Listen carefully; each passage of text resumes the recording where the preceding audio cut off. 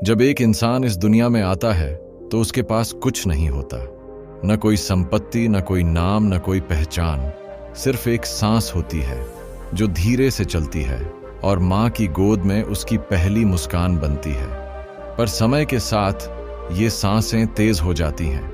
ये मासूम सांसें अब दौड़ में बदल जाती हैं। दौलत की दौड़, पहचान की दौड़ और सबसे खतरनाक तुलना की दौड़। इंसान हर सुबह उठता है और खुद से ज्यादा दूसरे को देखने लगता है। उसके पास कार है, मेरे पास क्यों नहीं? वो विदेश गया, मैं क्यों नहीं गया? उसके पास नाम है, मेरे पास सिर्फ काम है। ये छोटी छोटी जलनें धीरे धीरे आग बन जाती हैं। आज का आदमी शांति की तलाश में इतना भाग रहा है कि उसे शांति का रास्ता ही नहीं दिखता। वो सोचता है कि एक बड़ा घर मिल जाए तो सुकून आ जाएगा, एक बड़ी नौकरी मिल जाए तो सम्मान मिलेगा, दुनिया उसे याद रखे, बस यही ख्वाहिश बन जाती है। पर क्या कभी आपने देखा है कोई भी इंसान इस दुनिया से जाते वक्त कुछ लेकर गया हो? कोई घर, कोई सोना, कोई पद, कोई ताज, क्या वो सब साथ गया? फिर भी हम दिन रात इन्हीं चीजों को पाने में लगे रहते हैं। कभी कभी ये लालच हमें अपनी इंसानियत से दूर ले जाता है। पिता अपने बेटे को समय नहीं दे पाता क्योंकि वो भविष्य के लिए कमाई में व्यस्त है। बेटा बुढ़ापे में पिता को अकेला छोड़ देता है क्योंकि नई जिंदगी शुरू करनी है।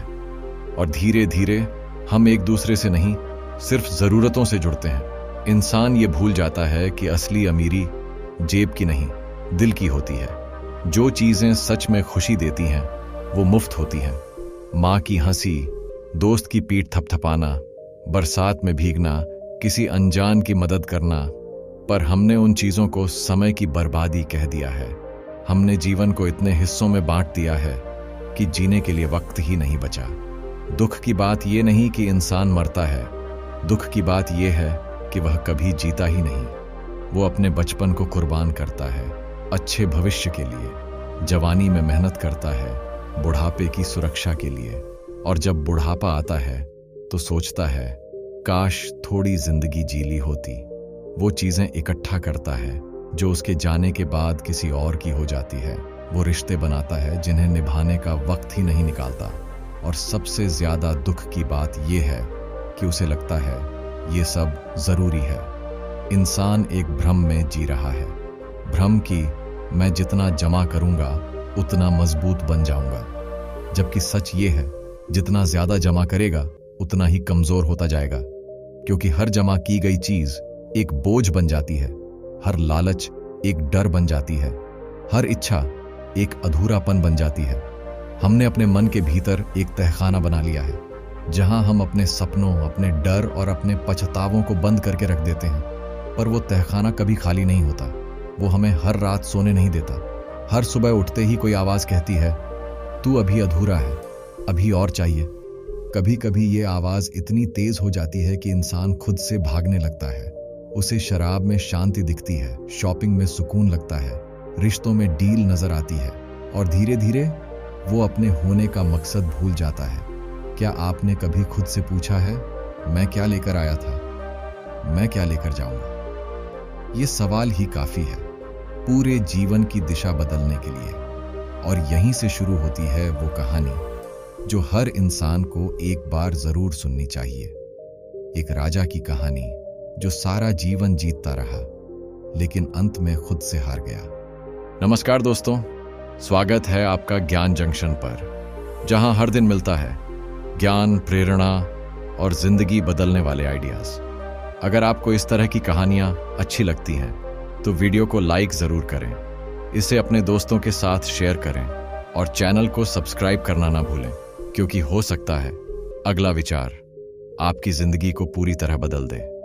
अब चलिए उस कहानी की ओर जो बताती है कि हम सब आखिर क्या लेकर आए हैं और क्या लेकर जाएंगे। बहुत समय पहले की बात है। उत्तर की बर्फीली पहाड़ियों के नीचे एक विशाल राज्य फैला हुआ था। वहीं रहता था एक राजा, चंद्रवीर। नाम में चंद्रमा की शीतलता थी, पर जीवन में एक तूफान था जो हर पल उसे भीतर से झकझोरता रहता। चंद्रवीर बचपन से ही तेज था, शास्त्र भी पढ़ता था और शस्त्र भी चलाता था। युद्ध में अजेय, राजनीति में चतुर और जीवन में सदा आगे रहने वाला।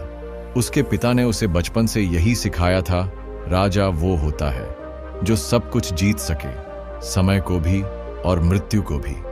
चंद्रवीर ने इस वाक्य को अपना धर्म बना लिया। राज्य बढ़ता गया, धन इकट्ठा होता गया, प्रजा झुकती गई और दुनिया उसे महान कहने लगी। पर उसके भीतर एक खालीपन था, एक ऐसा प्रश्न जो हर रात जब सब सोते तब जाग उठता था। अगर सब कुछ मेरा है तो फिर ये बेचैनी क्यों? उसका महल सोने से जड़ा हुआ था, पर उसे रात में नींद नहीं आती थी। मां की ममता बचपन में ही खो गई थी।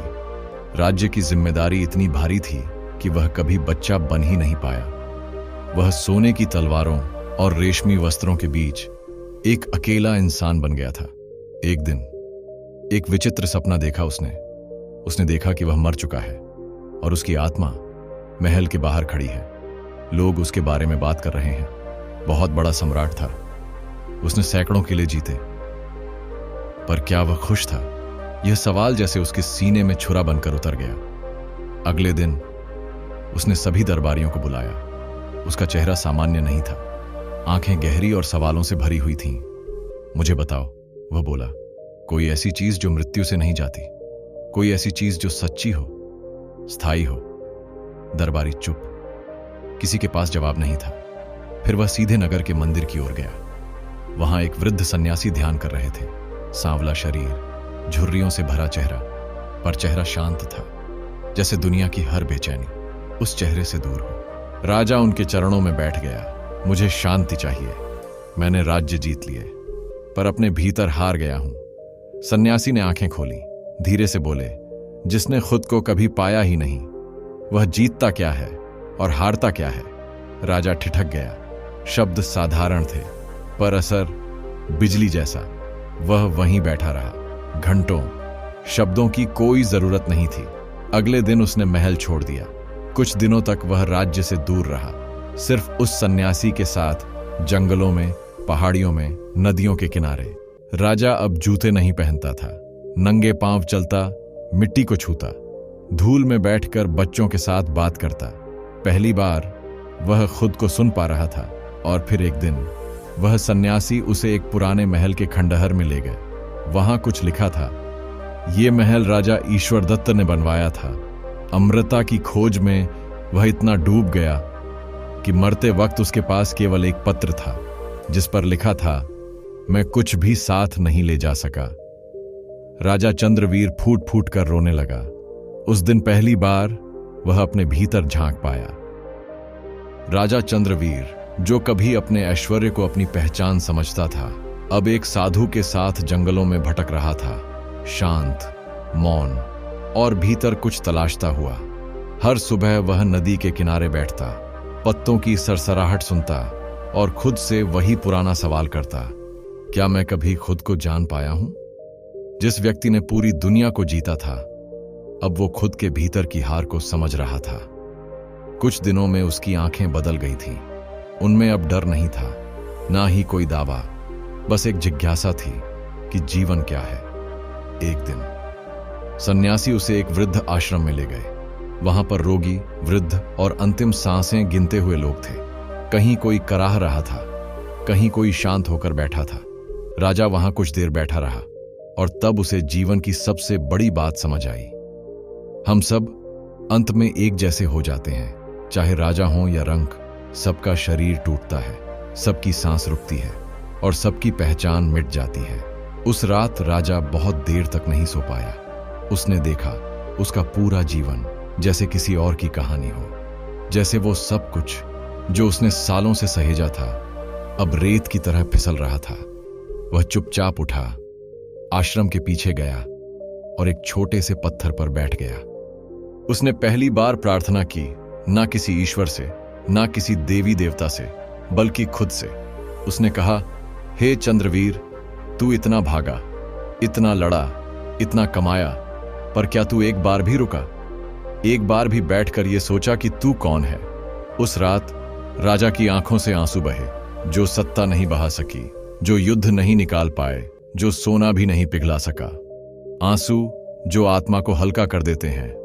अगले दिन राजा ने सन्यासी से कहा, अब मैं वापस लौटना चाहता हूं, पर इस बार राजा बनकर नहीं, इस बार एक इंसान बनकर। सन्यासी मुस्कुराए। उन्होंने कोई शब्द नहीं कहा, सिर्फ हाथ पकड़कर राजा के सिर पर रखा।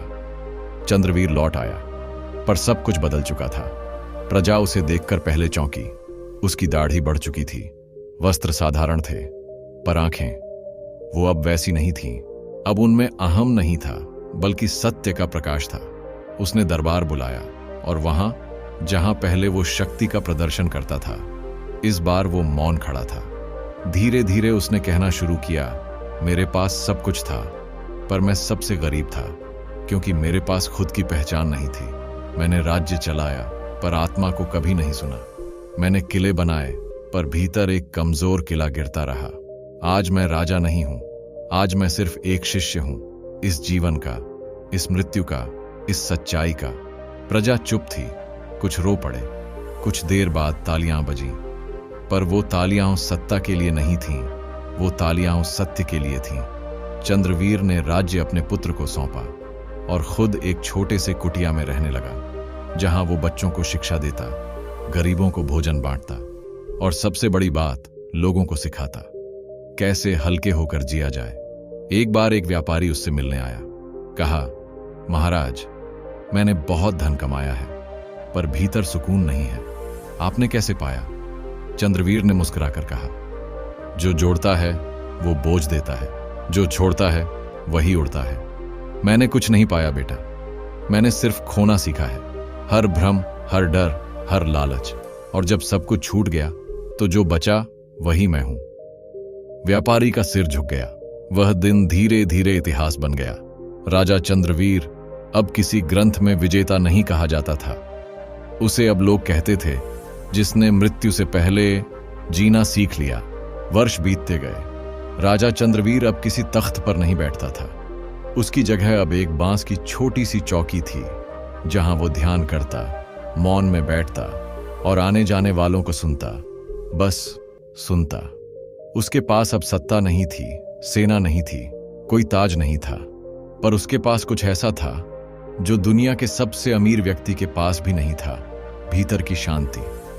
हर दिन सुबह वो सूरज को नमस्कार करता और कहता, तू हर दिन उगता है, पर मैं हर दिन थोड़ा थोड़ा अस्त हो रहा हूं। शायद यही जीवन है, उगना और फिर मिट जाना। अब वह लोगों को जीवन का सही अर्थ समझाता था। लोग दूर दूर से आते थे, सिर्फ यह पूछने, हम भी आपके जैसे शांत कैसे बने। चंद्रवीर मुस्कुराता था और कहता, सबसे पहले यह जानो कि तुम कुछ भी लेकर नहीं आए थे और कुछ भी लेकर नहीं जाओगे। एक दिन वह बिस्तर पर पड़ा था, बुखार था, सांसें धीमी थीं, शरीर थक चुका था, पर चेहरे पर वही पुरानी शांति थी। उसका पुत्र उसके पास बैठा था। पूछा, पिताश्री, आप मृत्यु से डरते नहीं? चंद्रवीर ने बहुत धीरे कहा, जिसने जीना सीख लिया हो उसे मरने का डर नहीं होता। मैं अब जा रहा हूं, मगर खाली हाथ नहीं। मेरे साथ वो अनुभव है जो मैं तुझ में छोड़ कर जा रहा हूं। उसने बेटे का हाथ पकड़ा। याद रखना बेटा, महल, मुद्रा, सम्मान सब चला जाता है, पर यदि तेरा अंत शांत हो तो तूने जीवन जीत लिया। उसने गहरी सांस ली, फिर एक क्षण को आंखें बंद की और मुस्कुराया। उसकी सांसें रुक गईं। कोई चीख नहीं, कोई मातम नहीं, बस एक गहरा मौन, और उस मौन में जीवन का सबसे बड़ा सत्य। उसकी चिता सजाई गई। हजारों लोग आए, पर किसी ने सोना नहीं चढ़ाया, किसी ने सत्ता का गुणगान नहीं किया। लोग बस एक बात कहते गए, चंद्रवीर ने हमें जीना सिखाया। उसकी राख हवाओं में उड़ रही थी, उसकी हड्डियां अब मिट्टी में मिल रही थीं, उसकी पहचान अब शब्दों में नहीं, सिर्फ भावनाओं में रह गई थी। उसने कुछ भी नहीं लिया, पर बहुत कुछ दे गया। उसने अपने राज्य में सबसे बड़ी क्रांति की थी, भीतर की क्रांति। तो दोस्तों, एक राजा जिसने सब कुछ पाया, वो जब दुनिया से गया तो उसके पास कुछ भी नहीं था, पर जो गया वो कुछ ऐसा छोड़ गया जो आज भी सांस लेता है। अब जरा रुकिए और खुद से पूछिए, क्या मेरी जिंदगी में भी कुछ ऐसा है जो मैं जोड़ता जा रहा हूं, पर जो अंत में छूट ही जाएगा?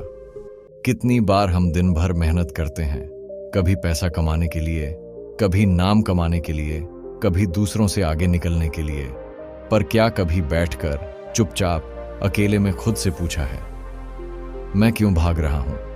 क्या आप जानते हैं, हर दिन लाखों लोग सोने से पहले यही सोचते हैं, काश ये दिन कुछ और अलग होता, काश मुझे थोड़ी शांति मिलती।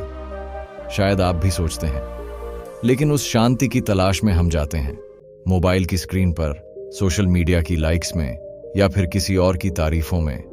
पर क्या शांति वहां है? नहीं, शांति वहां नहीं है जहां शोर हो। शांति वहां है जहां आप हो, आपकी सांसों में, आपकी चुप्पी में, आपकी सच्चाई में। पर हम उस जगह से सबसे दूर भागते हैं, अपने भीतर। जरा सोचिए, अगर आज आखिरी दिन हो तो क्या आप यही करना चाहेंगे जो आज कर रहे हैं? क्या आप अपने रिश्तों में सच बोल रहे हैं? क्या आप अपनी आत्मा को धोखा दे रहे हैं, सिर्फ दूसरों की नजरों में अच्छा बनने के लिए? अगर जवाब हां नहीं है तो फिर रुकिए, सच को देखिए, बिल्कुल वैसे ही जैसे राजा चंद्रवीर ने देखा। क्योंकि सच से भागा जा सकता है पर बचा नहीं जा सकता। तो अब सवाल ये नहीं है कि क्या होगा मरने के बाद, सवाल ये है, मरने से पहले मैं कौन बन रहा हूं? आपके पास आज क्या है? नाम, पैसा, सम्मान, बहुत अच्छा। पर क्या आपने कभी सोचा कि जब आप इस दुनिया से जाएंगे तो कौन सी एक चीज है जो लोगों के दिल में रह जाएगी? आपका बैंक बैलेंस, या आपकी सादगी, आपकी कार, या आपकी करुणा? राजा चंद्रवीर की तरह क्या आप भी आज से कुछ छोड़ सकते हैं? अगर आप वाकई हल्के होना चाहते हैं तो आज से एक छोटी सी शुरुआत करें। 1, हर सुबह खुद से एक सवाल पूछिए, अगर आज मेरा अंतिम दिन हो तो क्या मैं संतुष्ट हूं? 2, हर हफ्ते एक चीज छोड़िए, कोई नकारात्मक आदत, कोई झूठ या कोई शिकायत। 3, हर महीने किसी की मदद कीजिए, बिना शर्त के। किसी गरीब को खाना दीजिए, किसी बीमार को दवा, या किसी दुखी को वक्त। 4, अपने साथ ईमानदार रहिए, खुद को धोखा देना आत्मा का सबसे बड़ा बोझ है। 5, मौन से दोस्ती कीजिए, हर दिन कुछ पल सिर्फ अपने साथ, बिना मोबाइल, बिना शोर, बस खुद के साथ बैठिए। दोस्तों, आप कभी ध्यान से बैठे हैं और सिर्फ एक बात पर मन को टिकाया है कि एक दिन हम सब मरेंगे? हां, हम सब। कोई जल्दी, कोई देर से, कोई बिस्तर पर, कोई रास्ते में, कोई अकेला, कोई अपनों के बीच, पर अंत तय है। शायद आपको लगे ये बातें डरावनी हैं, पर सच कहूं तो ये बातें ही सबसे सच्ची हैं। हमारा डर सिर्फ इसलिए है क्योंकि हम सब कुछ अपने पास रखना चाहते हैं। हम चाहते हैं कि समय थम जाए, शरीर ना बूढ़ा हो, कोई ना छूटे, और हम हमेशा जीवित रहें। पर क्या कभी ऐसा हुआ है? मृत्यु कोई सजा नहीं है, वो एक खिड़की है जो जीवन को गहराई से समझने का मौका देती है। जिसने मृत्यु को स्वीकार लिया, उसने जीवन को पहली बार जिया। राजा चंद्रवीर ने जब छोड़ना सीखा, तभी उसने जीना सीखा। क्योंकि जिसके हाथ भरे होते हैं वो कभी उड़ नहीं सकता। और ये जो चीजें हम पकड़ कर बैठे हैं ना, दुख, ईगो, कंपैरिजन, जलन, असंतोष, ये सब रुकावटें हैं। क्या आपने कभी सोचा कितनी चीजें हैं जो आपकी आत्मा को थकाती हैं? कभी रिश्तों में अनकही बातें, कभी दूसरों से तुलना, कभी पुरानी गलतियां, और हम उन्हें छोड़ते नहीं, उन्हें ढोते हैं जैसे कोई भारी थैला हो जो हमारी पीठ तोड़ता जा रहा हो। पर फिर भी हम कहते हैं, मैं ठीक हूं। नहीं दोस्त, तुम ठीक नहीं हो। जब तक तुम इन बोझों को छोड़ नहीं देते, तब तक तुम आजाद नहीं हो। आज 1 मिनट रुकिए और अपने भीतर झांकिए। पूछिए खुद से, क्या कोई पुराना दर्द है जो अब भी मैंने पकड़ रखा है? क्या कोई रिश्ता है जिसमें सच्चाई की जगह डर है? क्या कोई सपना है जिसे मैंने मरा हुआ मान लिया है? और फिर पूछिए, क्या मैं इन्हें छोड़ने को तैयार हूं? क्योंकि याद रखिए, छोड़ने का मतलब हारना नहीं होता। छोड़ना मतलब होता है भीतर की जगह बनाना, नए अनुभवों के लिए, नई रोशनी के लिए, और एक नई चेतना के लिए। जीवन का सबसे सुंदर हिस्सा वो नहीं होता जहां सब कुछ सही होता है, बल्कि वो होता है जहां हम चीजों को जैसा है वैसे स्वीकार करना सीख जाते हैं। जहां हम ये मान लेते हैं कि मैं अधूरा हूं, पर मैं पूरा हूं, मैं टूटा हूं, पर मैं गहरा हूं, मैं गिरा हूं, पर मैं बढ़ा हूं। दोस्तों, जीवन एक उपहार है और मृत्यु उसकी अंतिम रैपिंग है। अगर आप रोज उस मौत को याद रखेंगे तो आप रोज कुछ मरा हुआ छोड़ पाएंगे। गुस्सा, लालच, कंपैरिजन, अफसोस। और जब सब मर जाएगा आपके भीतर, तो जो बचेगा वही होगा आपका सच्चा स्वरूप। तो अब एक आखिरी सवाल, हमारे जाने के बाद क्या रह जाएगा? हमने जो घर बनाया, जो संपत्ति जुटाई, जो कपड़े पहने, जो मोबाइल, गाड़ी, घड़ी, क्या वो सब हमारे साथ जाएगा? नहीं। पर फिर भी दिन रात इन्हीं के लिए तो भाग रहे हैं। शायद ये भाग दौड़ इसलिए भी है क्योंकि हम ये भूल चुके हैं कि हम खाली हाथ आए थे और खाली हाथ ही जाएंगे। पर इसका मतलब ये नहीं कि हम व्यर्थ हैं। नहीं, इसका मतलब है कि अब समय आ गया है ये सोचने का कि मैं किस निशान के साथ जाऊंगा। किसी के चेहरे की मुस्कान में